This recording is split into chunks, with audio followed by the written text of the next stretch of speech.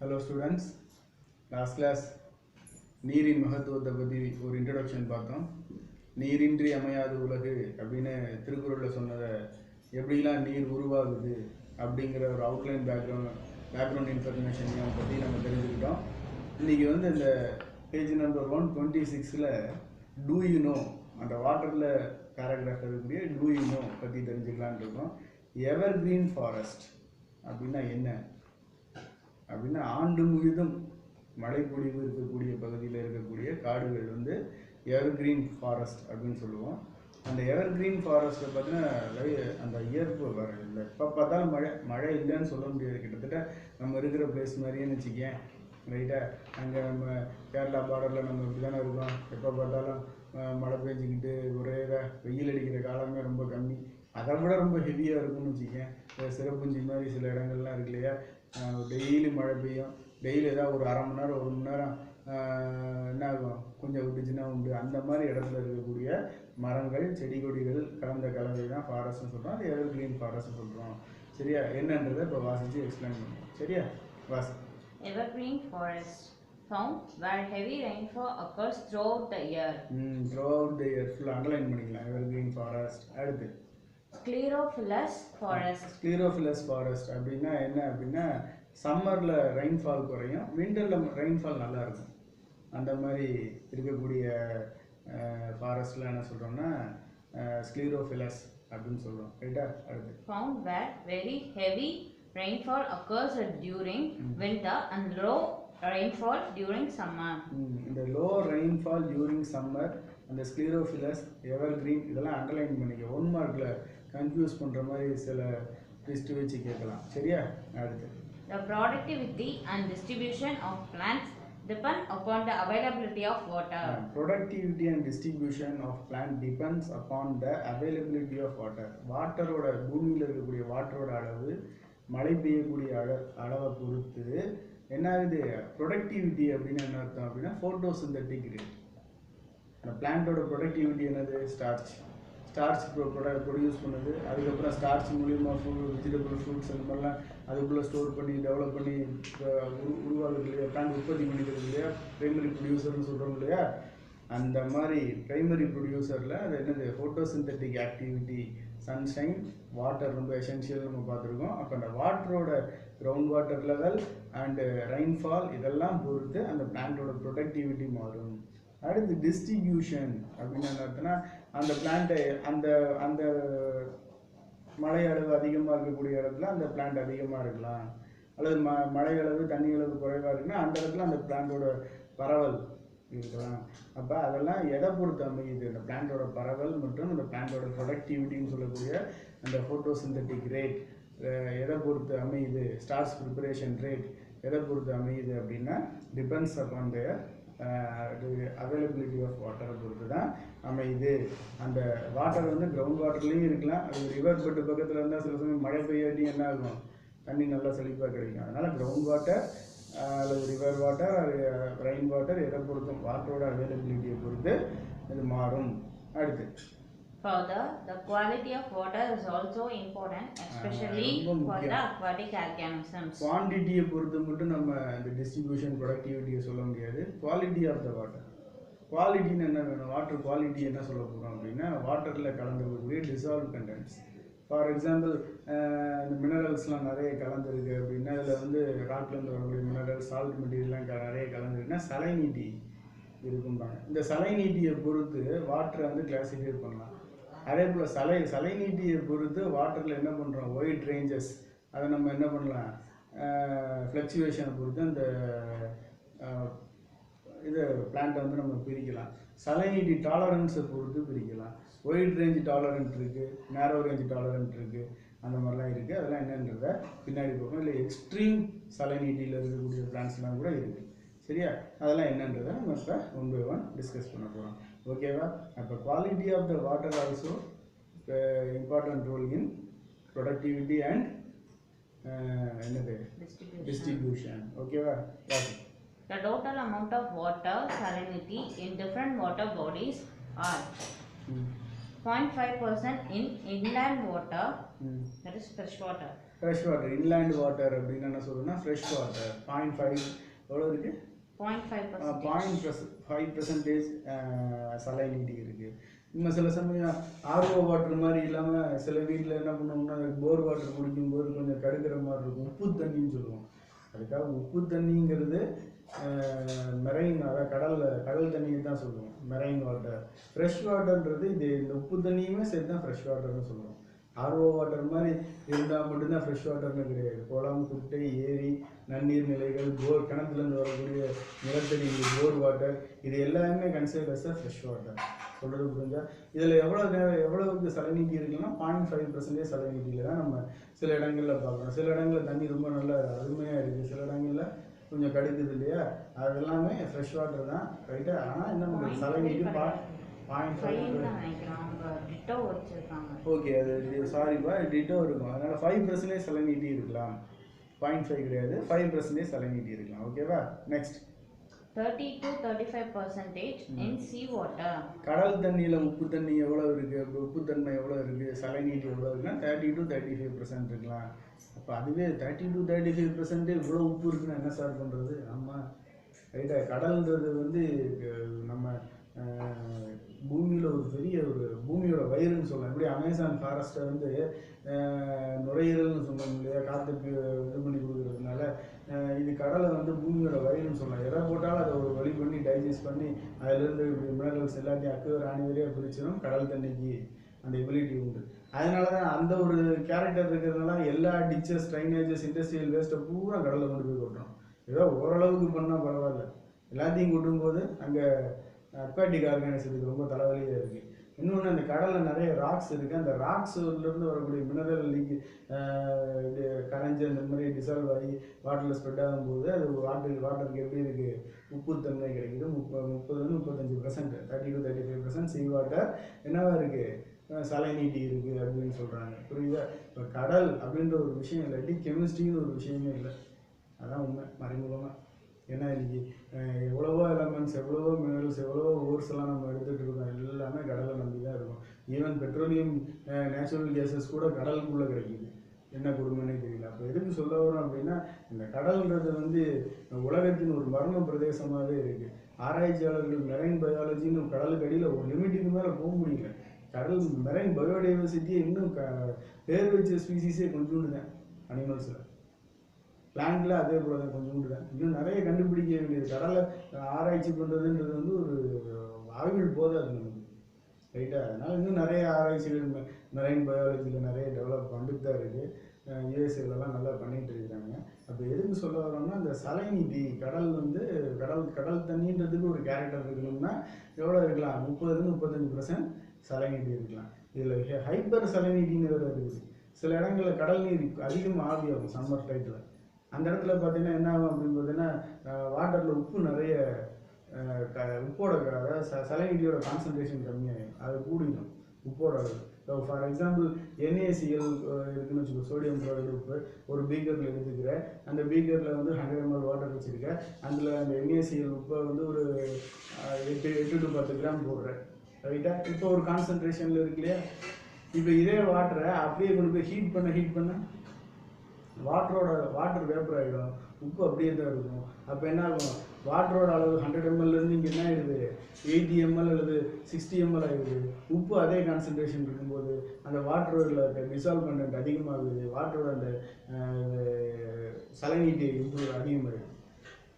இதனால சில கப்பல்களில் சரக்கேற்றுறதுல கூட பிரச்சனை இருக்குது. ஏன்னா நம்ம இந்தியன் ஓஷனில் ஒரு கிளைமேட்டில் தண்ணியில் இருக்குது, அட்லாண்டிக் ஓஷனில் ஒரு மாதிரி இருக்கும். இன்னொரு இடத்துல பனி, ஆர்டிக் அண்டார்டிக் ஜோன்லேருந்து பனி வந்து கிளைசரிஸ் மூலிமா கடலில் வந்து கலந்துட்டு இருக்குன்னா ஃப்ரெஷ் வாட்டர் அதிகமாக கலக்கும்போது சலைனிட்டி குறையும். அப்போ கப்பல் வந்து மிதக்கிற தன்மை மாறும். இதெல்லாம் நம்ம நாட்டிக்கல் சயின்ஸ் போனோன்னா படிக்கலாம், ரைட்டா? அப்போ எதுக்கு சொல்ல வரோம்னா, சலைனிட்டி வந்து அவ்வளோ ஒரு முக்கியமான ஒரு ரோல் இருக்குது. ஹைப்பர் சலைனிட்டிலாம் இருக்குது, அதெல்லாம் லாகூன்ஸ் சொல்லுவோம். ஹைப்பர் சலைனிட்டி இருக்கிறத லாகூன்ஸ் அப்படின்னு சொல்லுவோம். அதுலேயும் கூட பிளான்ஸ்லாம் நிறைய இருக்குது, அடாப்ட் ஆகி பிளான்ஸ்லாம் நிறைய வளர்ந்துட்டு இருக்கு. அதெல்லாம் பற்றி பின்னாடி என்னன்றதை பார்க்கலாம். சரியா? வாசி. Based on more than 100% hypersaline water lagoons. Based on the range of tolerance of salinity, organisms are divided into two types. Euryhaline organisms which யூரிஹாலைன் ஸ்டெனோஹாலைன். இந்த ஸ்டெனோ அப்படின்ற வார்த்தையை நீங்கள் என்ன பண்ணிக்கலாம், யூரினா ஒயிட் ரேஞ்ச். நான் ஏற்கனவே அதில் சொன்ன முடியாது தெர்மலில் ரேஞ்சுனா என்னது, ஏதோ ஒரு லோயர் லிமிட்டும் ஒரு அப்பர் லிமிட்டுக்கும் இடைப்பட்ட தூரம் வந்து ஒயிட் அதிகமாக இருந்ததுன்னா அது என்னது ஒயிட் ரேஞ்ச் யூரிஹாலைன். ஸ்டெனோஹாலைன் அப்படின்னு ஸ்டெனோ அப்படின்னு என்ன சொல்கிறாங்க, அந்த ரேஞ்சு கம்மியாக இருக்குது. புரியுதா? இதை அண்டர்லைன் பண்ணிக்கிட்டேன்னா இது வந்து சாதாரண லிட்டில் மீனிங் கூட யூஸ் பண்ணுறேன். எங்கெல்லாம் ஸ்டெனோ எங்கெல்லாம் யூரி வருதோ அங்கெல்லாம் நீங்கள் என்ன பண்ணிக்கலாம், யூரி வந்தால் ஒயிட் ரேஞ்சு, இது ஸ்டெனோ வந்தால் நேரோ ரேஞ்சு அப்படின்றத நீங்கள் என்ன பண்ணிக்கலாம் புரிஞ்சுக்கலாம். புரியுதா? அது பக்கத்தில் என்ன வருது, ஹேலைன் அப்படின்னா சலைனை சொல்ல போகிறோம்.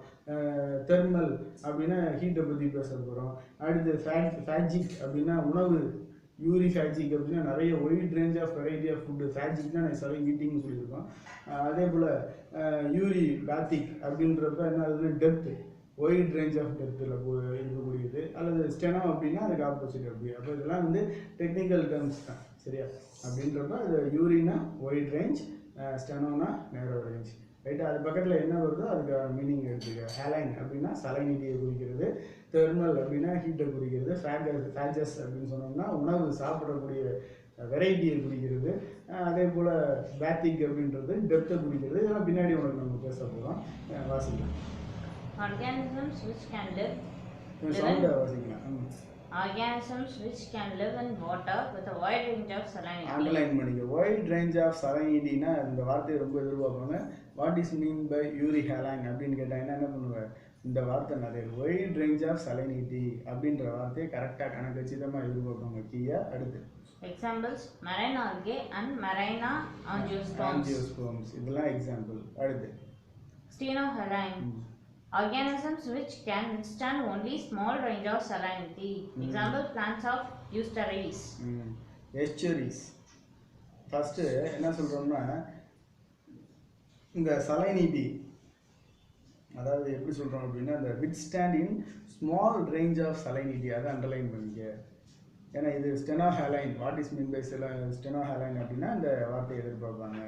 எஸ்சுரி அப்படின்னா உனக்கு என்னன்னு தெரியும், கழிமுகம். கழிமுகம்னா என்னது, ஆறும் கடலும் சந்திக்கக்கூடிய இடம். இந்த திருநெல்வேலி தூத்துக்குடி பக்கம் போனீங்கன்னா புன்னக்காயல்னு ஒரு இடம் இருக்கும். புன்னக்காயல் அது என்ன சார் புன்னக்காயல், அந்த இடத்த இடம் பேர், ரைட்டா? தாமிரபரணி ஆறு இந்த வெஸ்டர்ன் காட்ஸ்லேருந்து உற்பத்தி ஆகி திருநெல்வேலி டிஸ்ட்ரிக்ட்லாம் பாய்ஞ்சு தூத்துக்குடி கிட்ட வந்து அந்த புன்னக்காயல்ன்ற பிளேஸில் பே ஆஃப் பெங்காலோட கலக்குது. அப்போ தாமிரபரணி வந்து அதே போல் காவேரி பூம்பட்டினம் அங்கே படிச்சிருக்கோங்க. பூம்புகார் சிலப்பதிகார ஸ்பெஷல் ஏரியா, ரைட்டா? அந்த சிலப்பதிகார ஸ்பெஷல் ஏரியாவை வந்து நீ வந்து பார்த்தோம்னா அந்த இடத்துல ஒரு எஸ்டேரி. அப்போ அந்த இடத்துல என்ன ஆகும்னா வெள்ளப்பெருக்கு வரும்போது பார்த்தீங்கன்னா ஃப்ரெஷ் வாட்டர் அதிகமாக உள்ளே வரும். கடல் தண்ணி அடிக்கும்போது அந்த இடத்துல உப்பு தண்ணி அதிகமாக வரும். அந்த இடத்துல பார்த்தீங்கன்னா சலைனிட்டி இங்கிட்டு அங்கிட்டுமா இருக்கும். இங்கிட்டு வந்துச்சுன்னா இது கூடும், ஃப்ரெஷ் வாட்டர் இங்கிட்டு வந்துச்சுன்னா ஒரு சலைனிட்டி கூடும். அப்போ இதெல்லாம் என்ன பண்ணும், இப்படியே நம்ம என்ன பண்ணிக்கலாம், நம்ம தெரிஞ்சுக்கலாம். ஸ்டெனோஹாலைன் யூரிஹாலைன் அப்படிங்கிறத தெரிஞ்சுக்கலாம். அடுத்து terminology, environmental factor. Stenothermal, eurythermal, temperature. Stenohaline, euryhaline, salinity. Stenoceous, euroceous. Habitat selection. Habitat, wide range of habitat selection க்கு என்ன பேரு, ஸ்டெனோசியஸ், யூரோசியஸ். அடுத்து ஸ்டெனோசியஸ்னு நேரோ ரேஞ்ச் ஆஃப் ஹேபிடேட் செலெக்ஷன். அப்போ ஸ்டெனோ யூரி அப்படின்னா இதான் மீனிங், ரைட்டா? அடுத்து stenohydric, euryhydric, water. Stenophagic, euryphagic, food. Stenobathic, eurybathic, depth of water or habitat. ஆமாம், இதை கூட மேட்ச் இதை ஃபாலோயிங் மாதிரி கொடுத்து இதை வந்து இதில் கரெக்டாக இருக்கக்கூடிய மேட்ச் என்ன, தப்பாக இருக்கக்கூடிய மேட்ச் என்னன்றதை வச்சு ஒரு 1 மார்க்கில் வரலாம், சரியா? ரைட். அடுத்து Examples of tolerance to toxicity. டாக்ஸிசிட்டினா நச்சுத்தன்மை, ரைட்டா? அதனால் சார் நச்சுத்தன்மை. டாலரன்ஸ்னா அந்த நச்சுத்தன்மையில் பொறுத்து வாழ்றது, பொறுமை. அந்த நச்சுத்தன்மைக்கு எதிராக தாங்கிட்ட ஒரு திறமை இருக்கிறது மூலிமா பொறுமையாக இருக்கிறது டாலரன்ஸ், ரைட்டா? இப்போ நிறைய இடத்துல பார்த்தீங்கன்னா இப்போ நம்ம கிளாஸில் இருக்கோம், சில பேர் நான் வந்து திட்டுவேன், நீங்களாம் என்ன படிக்கிற என்ன பண்ணுற அப்படின்னு. சில பேர் பொறுமையாக இருப்பாங்க, சிலர் போங்க சார் நீங்கள் என்னையே சொல்லிக்கிட்டு இருக்கீங்க அப்படிம்பாங்க. அப்போ பொறுமையாக இருக்கிறவங்களுக்கு டாலரன்ஸ் அதிகம், பொறுமை இல்லாதவங்களுக்கு டாலரன்ஸ் கம்மி. அந்த மீனிங் தான் இங்கேயும். ஒரு விஷயத்துக்கு அதுக்கு ஒவ்வாத ஒரு விஷயத்த பொறுத்துக்கிட்டு வாழ்ந்ததுன்னா அது டாலரன்ஸ்னு சொல்லலாம். இங்கே டாக்ஸிசிட்டின்றது நச்சுத்தன்மை. என்னெல்லாம் நச்சுத்தன்மை இருக்குன்னா, ஹெவி மெட்டல்ஸ் இருக்குது, மெர்க்குரி இருக்குது, கேட்மியம் இருக்குது, ரைட்டாக இந்த மாதிரி சில ஹெவி மெட்டல்ஸ்லாம் சாயில்லையோ வாட்டர்லேயோ கலக்கும்போது அந்த வாட்டரோட அந்த கேட்மியத்தோடு அல்லது அந்த மெர்க்குரியோடு சேர்ந்து அந்த பிளான்ட் அந்த வாட்டரை இன்டேக் பண்ணும்போது நிறைய பிளான்ட் செத்து போயிடும். ஏன்னா heavy metal highly toxic to our soil environment and என்ன சொல்கிறோம், சாயில் எக்கோசிஸ்டத்துக்கும் அக்வாட்டிக் எக்கோசிஸ்டத்துக்கும் ஒரு பெரிய தலைவலி என்னது, இந்த ஹெவி மெட்டல் சஸ்பெண்டடாக இருக்குது. சொல்கிறது புரியுதா? அப்போ எதுக்கு சொல்கிறோன்னா, இந்த ஹெவி மெட்டல்ஸை வந்து நம்ம பிரிக்கணும். ஹெவி மெட்டல்ஸ் இண்டஸ்ட்ரியல் வேஸ்ட்டில் கண்டிப்பாக வரும். ஒரு ஆட்டோமொபைல் இண்டஸ்ட்ரி பண்ணுறோம், தெர்மல் ஃப்ளாஸ்க் பண்ணுறோம், தெர்மோமீட்டர்ஸ் பண்ணுறோம், ரைட்டாக. அன்றைக்கி எவ்வளோ அந்த மெர்க்குரி தெர்மோமீட்டர் விட்டுட்டு இன்றைக்கி என்ன பண்ணிடுறோம், இப்போ ஓரளவுக்கு தெர்மல் ஸ்கேனர் யூஸ் பண்ண ஆரம்பிச்சிட்டோம். அடுத்து இந்த ஸ்பிக்னோ மேனோமீட்டர் கம்பெனிஸ்லாம் இருக்குது, ப்ரெஷர் பார்க்கக்கூடிய அந்த மெர்க்குரி. இந்த மாதிரி எங்கெங்கெல்லாம் மெர்க்குரி யூஸ் பண்ணுறோம், எந்த இடத்துலலாம் நம்ம இது பண்ணுறோமோ, என்ன சொல்லப்போனால் சில ஜுவல்லரி ஷாப்பில் கூட மெர்க்குரி இப்போ யூஸ் பண்ணுவாங்க, சில விக்கிரகங்கள் செய்கிறதுல மெர்க்குரி யூஸ் பண்ணுவாங்க. அந்த எங்கெங்கெல்லாம் நம்ம யூஸ் பண்ணுறோமோ அங்கெங்கெல்லாம் அந்த வாட்டரில் அந்த சாயிலில் மெர்க்குரி வேஸ்ட் இருக்கும். அங்கே அந்த சாயில் வந்து எதுக்கும் பயன்படாத சாயிலாக போயிடும். ஸோ அந்த டாக்ஸிசிட்டியே இயற்கையிலேயே சில பிளான்ட் என்ன பண்ணுதுன்னா ரிமூவ் பண்ணி அந்த டாக்ஸிசிட்டிலையும் வளரக்கூடிய எபிலிட்டி அந்த திறமை அதுக்கு இருக்குது. அந்த பிளான்ட்டை பற்றி தான் நம்ம பார்க்க போகிறோம் இன்னைக்கு. புரியுதா? அது என்னென்ன பிளான்ட் அப்படிங்கிறத பார்ப்போம். இந்த மாதிரி ஒரு பிளான்ட்டை வச்சு அந்த சாயிலில் கலந்துருக்கக்கூடிய ஹெவி மெட்டல்ஸ் கேட்மியமோ மெர்க்குரியோ அதை உறிஞ்சி அந்த சாயிலிருந்து ரிமூவ் பண்ணுறோம், அந்த பிளான்ட் மூலிமா ரிமூவ் பண்ணுறோம் அப்படின்னா அதுக்கு ஒரு டெக்னிக்கல் டேர்ம் இருக்குது, ஃபைட்டோ ரெமடேஷன். ரெமடேஷன்னா தீர்வு, தாவர தீர்வு. தாவரத்து மூலிமா என்ன பண்ணுறோம், அந்த ஹெவி மெட்டல்ஸை சாயில் வாட்டர் பொல்யூஷன்லேருந்து அந்த பொல்யூட்டண்ட்டை பிரித்து எடுக்கிறோம். அதாவது எந்த ஒரு சப்ஸ்டன்ஸ் பொல்யூஷனை காஸ் பண்ணுதோ அதுக்கு பேர் பொல்யூட்டன்ட்னு சொல்லுவோம். அப்போ அந்த கேட்மியம் மெர்க்குரியெலாம் ஹெவி மெட்டல்ஸ், இது என்னது பொல்யூட்டன்ட் ஆக்ட் பண்ணும் வாட்டரில் சாயிலில். அதை பிரித்து எடுக்கிறத சில பிளான்ட்டை வச்சு, இயற்கையிலே அந்த பிளான்ட்டுக்கு அந்த திறமை இருக்கிறதுனால அந்த பிளான்ட்டை வச்சு பிரித்து எடுத்தோம்னா அதுக்கு பேர் என்ன சொல்கிறோம்னா ரெமடேஷன். எதுக்கு அகெயின்ஸ்ட் ரெமடேஷன்? பொல்யூஷனுக்கு அகெயின்ஸ்ட் ரெமடேஷன். பிளான்ட்டை வச்சு பண்ணுறதுனால இதுக்கு பேர் ஃபைட்டோ ரெமடேஷன். புரியுதா?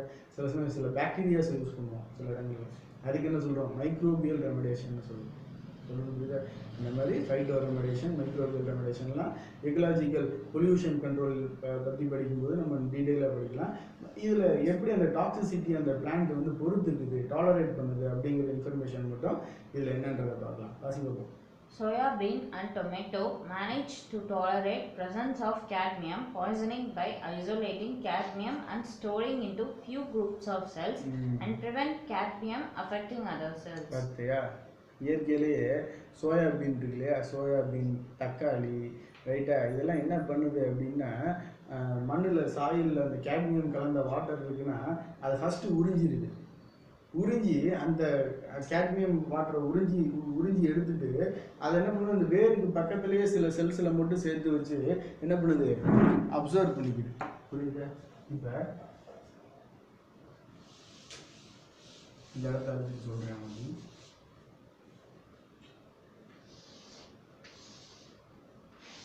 ரூட் இருக்குன்னு வச்சுக்கோம். இதுதான் கேட்மியம் பார்ட்டிகல்ஸ்னு வச்சுக்கேன். இந்த ரூட் இது வழியாக வாட்டரோட சேர்த்து உள்ளே இன்டேக் பண்ணி இந்த ஜோனில் மட்டும் சேர்த்து வச்சுட்டு வாட்டர் கண்டக்ஷன், டிரான்ஸ்பிரேஷன் எல்லாமே நடக்குது. சரியா? அப்போ இந்த கேட்மியம் இந்த இடத்துல பிரித்து வச்சுக்கிறதுனால இந்த கேட்மியம் என்ன, இதில் உள்ள வந்த கேட்மியம் அப்படியே அக்குமுலேட் ஆகிக்குது. ஸோ ப்ரிசர்வ் பண்ணிடுது. சொல்கிறது புரிஞ்சா? சில செல்ஸ் இங்கே இருக்கக்கூடிய சில ஜூம் பண்ணி பார்த்தோம்னு வச்சுக்கோ, ஜூம் பண்ணி பார்த்தா என்ன பண்ணுவோம்,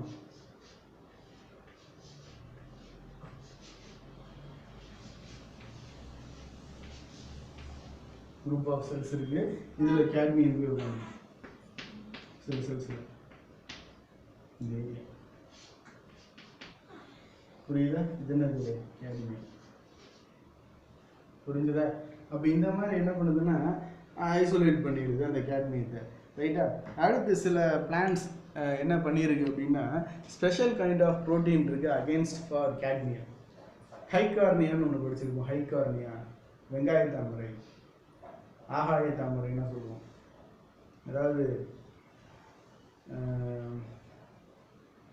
சங்க இலக்கியங்களில் பார்த்தீங்கன்னா அந்த ஹைகார்னியாவில் ப்ளூ கலராக பூ விடும். வெங்காய தாமரை தண்ணி கடியில் தண்ணி மேலே பச்சையாக மறந்துட்டு வரும். இது பண்ணிட்டு அடியில் ஒரு 3 குட்டி பால் மாதிரி இருக்கும். அதில் ஏரங்கை மாசல்ஸ் இருக்கும் ஃப்ளோட்டிங்காக. அந்த மாதிரி தாவரம் எருமை மாடு அதை சாப்பிடும்.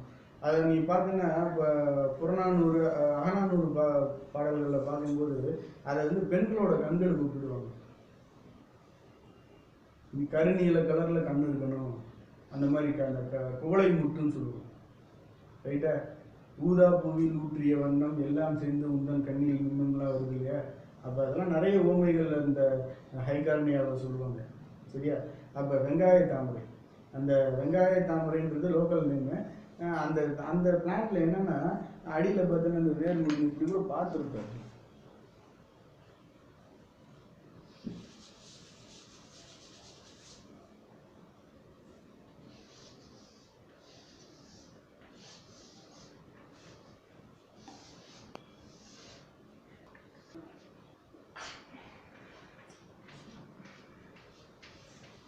இந்த மாதிரி பபுள்ஸும் தண்ணி கை பபுள்ஸ் இருக்கு.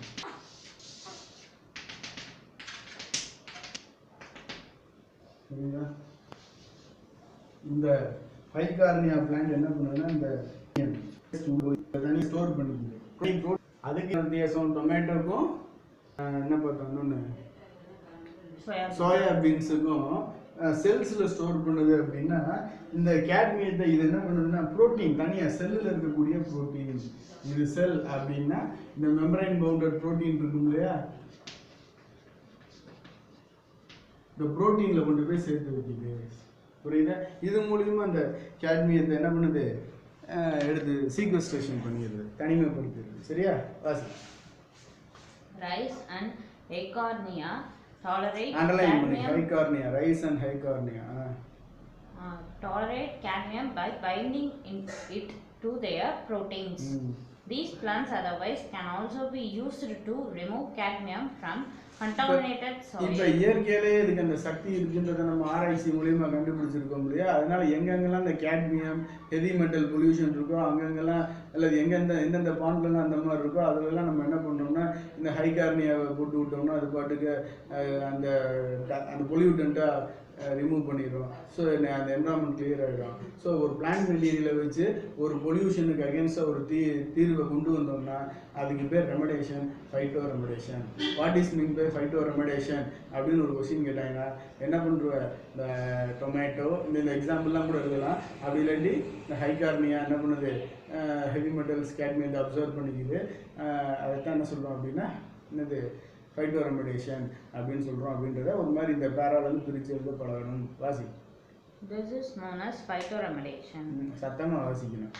These plants otherwise can also use to remove cadmium. These plants இடத்துல என்ன பண்ணலாம் ஹைகார்னியான்னு போட்டுக்கலாம் அல்லது போட்டுக்கலாம். Can also use to remove cadmium from contaminated soil. This is known as phytoremediation.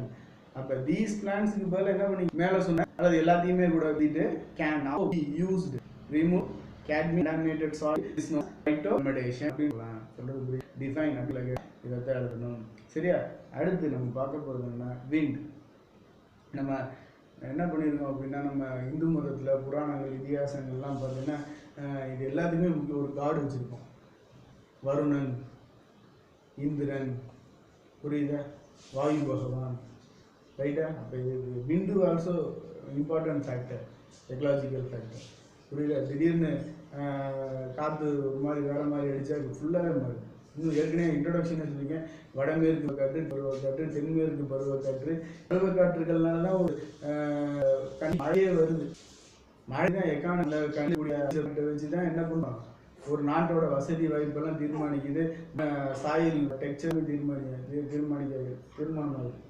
So plant டிஸ்ட்ரிபியூஷனில் விண்டு ரொம்பவே முக்கியமாக இருக்குது. அண்ட் பிளான்ட்டோட க்ராப் வெரைட்டி இந்த விண்டோட தாக்கத்தை பொறுத்து மாறிக்கிட்டே இருக்குது. இடத்துக்கு இடம். சரியா? அதெல்லாம் தான் பார்க்க போகிறோம். வாசி. Air in motion is called wind. It is also the ecological factor. ஆமாம், முக்கியமாக ecological factor. The atmospheric air contains a number of gases, particles, and other constituents. இதெல்லாம் அதாவது ஏரில் நிறைய கேசியஸ் மிக்சர் இருக்குது. அதெல்லாம் நமக்கு நல்லா தெரியும். பார்ட்டிகல், ஏர் பார்ட்டிகல், ஏரசால் மெட்டீரியல்ஸ்லாம் இருக்குது. ஏரசால் மெட்டீரியல்னால் தெரியும் இல்லையா? அதாவது துகள் மாதிரி. இப்போ நம்ம அச்சுன்னு தும்முனோம்னா வெறும் வாட்டர் மட்டும் வெளியில் வருது. கொரோனா வைரஸும் வருதுன்றாங்க. அப்போ அந்த வாட்டரில் என்ன ஆகுது? இந்த வைரஸ் சஸ்பெண்டடாக இருக்கிறதுனால அந்த மாதிரி ஸ்ப்ரே ஆகிறது பூராமே ஏரோசால்னு சொல்லுவோம். இப்போ ஃபார் எக்ஸாம்பிள் ஒரு நல்ல எக்ஸாம்பிள் சொல்லுவோம். இப்போ கல்யாண வீட்டுக்கு போகிறோம்னு வச்சுக்கேன். கல்யாண வீட்டுக்கு போனதும் எல்லோரும் வாங்குவாங்கன்னு கூப்பிடுவாங்க. வாசலில் பார்த்தீங்கன்னா ஒரு குண்டு பொம்மை வச்சுருப்பாங்க, அது தலையில் ஒரு ஃபேன் வச்சுருப்பாங்க. பார்த்தீங்கன்னா அப்படியே வாசனை நறுமணமாக தள்ளும். அதெல்லாம் ஏரோசால் தான். அதில் வெறும் தண்ணீர் மட்டும் கிடையாது. அந்த தண்ணியில் இந்த வாசனைக்கான அரோமேட்டிக் சப்ஸ்டன்ஸ் அதில் நிறைய இருக்கிறதுனால அது என்ன பண்ணுது? அந்த வாசனையை பரப்புது. அப்படியே சாட்டில் அடிக்கிற மாதிரி கூட அடிக்கும். சென்ட், பெர்ஃப்யூம் இதெல்லாமே ஏரோசால் தான். அப்போ இந்த மாதிரி மெட்டீரியலும் ஏரில் கலந்துருக்கு. அப்போ கேசியஸ் மிக்சர்னால் என்னென்ன சார் இருக்குன்னா, நம்ம சின்ன கிளாஸில் படிச்சிருக்கோம். அதிகபட்சமாக நைட்ரஜன் இருக்குது, அதுக்கு அடுத்தபடியாக ஆக்சிஜன் இருக்குது, கார்பன் டை ஆக்சைடு அதுக்கப்புறமா இருக்குது, அதர் கேஸஸ் மீதி இருக்கக்கூடிய கேஸஸ்லாம் இருக்குது. இன்றைக்கி ஆக்சிஜன் லெவல் கம்மியாகிட்டே வருது, கார்பன் டை ஆக்சைடு லெவல் கூடிகிட்டே வருது. Due to deforestation, due to industrialisation, due to population explosion, இதெல்லாம் நிறைய சொல்லிக்கிட்டே போய் கடைசியில் குளோபல் வார்மிங்னு சொல்கிறோம் இல்லையா? அதுக்கு ரொம்ப முக்கியமான காரணம் இந்த காற்றோட தரம் குறைஞ்சி போச்சு. இப்போ கொரோனாவில் லாக்டவுன் ஆனதில் ஒரு பெனிஃபிட் இருக்குது. கொரோனா நம்ம பயமுறுத்துதுன்னு நினைக்காத, நிறைய ப்ளஸ் இருக்குது கொரோனாவில். டெக்னாலஜியே தெரியாமல் இருக்கக்கூடிய டீச்சர்ஸ் எல்லாம் ஆன்லைன் கிளாஸை கற்றுக் கொடுக்குது இல்லையா? யோசிச்சுப்பாரு. அதே போல் வீட்டில் ஃபேமிலியோட ரிலேஷன்ஷிப் பாண்டிங் எப்படி இருக்குது? நீ இது உன் தாத்தா பாட்டி உறவுலாம் உனக்கு தெரியாது, இப்போ தான் தெரியும். தாத்தா பாட்டி உறவு, வீட்டில் எப்படி சூழல் நிலவுது, அப்படி அம்மா அப்பா எவ்வளோ பாசம் காட்டுறாங்க, அதெல்லாம் உட்காந்து பார்க்கறதுக்கான டைம் கிடச்சிது மனுஷனுக்கு. சொல்கிறது புரிஞ்சுதா? அதே போல் தனிநபர் இடைவெளி விட்டு பேசணும். நம்ம இந்திய கலாச்சாரத்தை நினைவுபடுத்துது. பேசும்போது எச்சி திரிக்க பேசக்கூடாது, கையை கழுவணும், சுகாதாரமாக இருக்கணும். அதே போல் தான் ஊரடங்கில் என்ன பண்ணோம்? லாக்டவுனில் டிரான்ஸ்போர்ட்டேஷன் கார்டோட தருது. தேங்க்ஸ் டு, புரியுதா? மனிதனுக்கு உயிர் பயம் வரும்போது தான் ஒரு சுற்றுச்சூழலை பாதுகாக்கு. இப்போ பார்த்தீங்கன்னா டெல்லியில் எவ்வளவு புகை, எவ்வளவு டஸ்ட்டு. இதே கொரோனாவுக்கு முன்னாடி நம்ம பேசியிருப்போம். டெல்லியில் காற்று ரொம்ப மாசாகி போச்சு. நீ அடுத்து வாட்டர் கேன் கொண்டு போகிற மாதிரி காற்று கேன்லாம் கொண்டு போக போகிறோம். அம்மா தண்ணி இப்போ விற்கிறோம்ல, அம்மா தண்ணி, கென்லு, அதுபோல் கம்பெனிஸ் எல்லாம் வரப்போகுது. டாட்டா ஏர் அப்படின்னு மூக்கில் வாட்டர் கேன் மாதிரி மாட்டிட்டு போக போகிறோம். இப்போ முகக்கவசத்துக்கு டிசைன் போடுற மாதிரி அந்த வாட்டர் கேனுக்கு டிசைன் இப்படி காலில் தொங்குற மாதிரி, மூக்கில் தொங்குற மாதிரி எதாவது பண்ணுவாங்க. அதெல்லாம் வரப்போகுதுன்னு பயந்துக்கிட்டு இருந்தோம் இல்லையா? அப்போ டிரான்ஸ்போர்ட்டேஷன் குறைஞ்சதில்ல, CO2 emission, sulphur dioxide எமிஷன்லாம் குறைஞ்சது. காற்றின் தரம் இம்ப்ரூவ் ஆயிடுச்சு.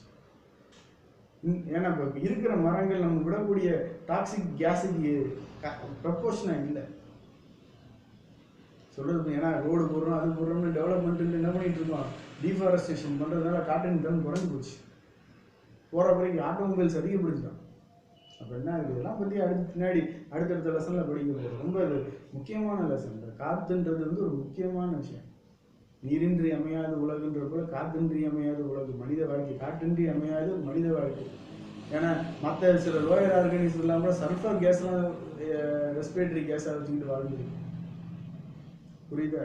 நமக்கு முடிஞ்ச ஆக்சிஜன் தேவைப்படுது. சில பாக்டீரியா CO2 நல்லா பயங்கரமாக வாழுது. நம்ம ஏற்கனவே படிச்சிருப்போம். ஏரோபிக், அனேரோபிக், ஃபேக்கல்டேட்டிவ் ஏரோபிக், அதெல்லாம் படிச்சிருக்கோம் இல்லையா? அதெல்லாம் நம்ம பின்னாடி அடுத்தடுத்து பார்க்க போகிறோம். 11th ஸ்டாண்டர்ட் அப்பப்போ கொஞ்சம் ஞாபகம் வச்சுக்கோ, அப்போ தான் நல்லது. Pass. Wind. The composition of gas. The composition of gases in atmosphere is as follows. Nitrogen 78%, oxygen 21%, carbon dioxide 0.03%, argon and other gases 0.9%. இந்த ஆர்கான், நியான், சினான் இதெல்லாம் இனர்ட் கேஸஸ்னு படிச்சிருப்போம். அது எதுவும் ரியாக்ட் பண்ணாது, ஆனால் காற்றுல அது கலந்துருக்குது. அடுத்து the other components of wind are water vapor, gaseous pollutants. இந்த gaseous mixture மட்டும் இல்லாம விண்டில் என்னெல்லாம் இருக்கு? வாட்டர் வேப்பர் இருக்கு. நீ மூச்சு காற்று வெளியில் விடும்போது கண்ணாடியை முன்னாடி வச்சுட்டு விட்டு பாருங்க, அப்படியே அவ்வளோ வேப்பர் வரும். அப்போ இந்த மாதிரி வேப்பர்ஸ் இருக்குது, கேசியஸ் பொல்யூட்டன் இருக்குது, அதாவது காற்றை மாசுபடுத்தக்கூடிய துகள்கள் இருக்குது, ரைட்டா, இதெல்லாம் இருக்குது. அடுத்து ஸ்மோக், புகைகள் இருக்குது, புகையில் இருக்கக்கூடிய கார்பன் பார்ட்டிகிள்ஸ் இருக்குது, ரைட்டா, இதெல்லாம் நம்ம நிறைய மைக்ரோ ஆர்கானிசம். இப்போ கொரோனா இருக்க போகுது அப்படின்னா மைக்ரோ ஆர்கானிசம் இருக்குது. இதெல்லாமே விண்டில் இருக்கக்கூடிய விஷயம் தான். அது Dust, smoke particles, microorganisms, pollen grains, spores, etc. Anemometer is the instrument used to measure the speed of wind. ஆமாம், காற்றோட வேகத்தை அளக்கக்கூடிய ஒரு கருவிக்கு பேர் என்ன சொல்கிறோம்னா அனிமோமீட்டர். அனலைன் பண்ணிக்கலாம். இது ஒரு ஜிகேல வரலாம், காம்படிட்டிவ் எக்ஸாமில் வரலாம். ஓகேவா? ஓகே, ஒரு 2 minutes கேப்புக்கு அப்புறம் நம்ம திரும்ப கண்டினியூ பண்ணுறோம். ஓகே.